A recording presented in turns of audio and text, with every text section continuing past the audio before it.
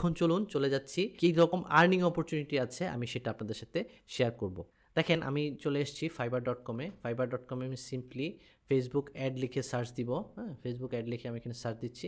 তো এখানে আমাকে কিছু সাজেশন দিচ্ছে। আচ্ছা, দেখেন আমি এখানে স্বাধীন নামে একজন ফ্রিল্যান্সার এখানে আছে, উনি বাংলাদেশি ফ্রিল্যান্সার। আমি ওনার গিগটা ওপেন করছি। হ্যাঁ, ওনার গিগটা ওপেন করছি।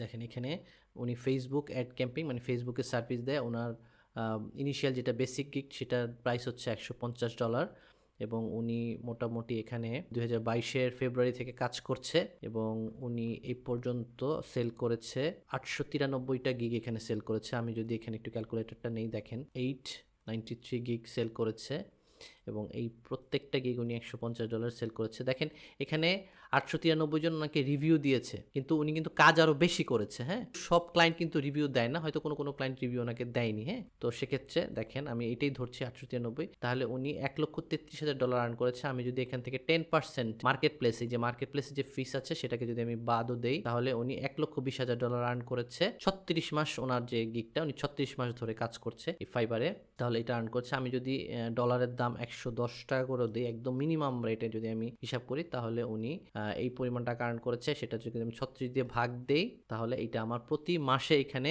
3,60,000 টাকার মতো এখানে আসতেছে। এটা আমি একজন ফ্রিল্যান্সারকে দেখালাম, তিনি বাংলাদেশ থেকে কাজ করছেন, ফেসবুক মার্কেটিং এর সার্ভিস দিচ্ছেন এবং উনি আলহামদুলিল্লাহ ভালো আর্ন করেছেন।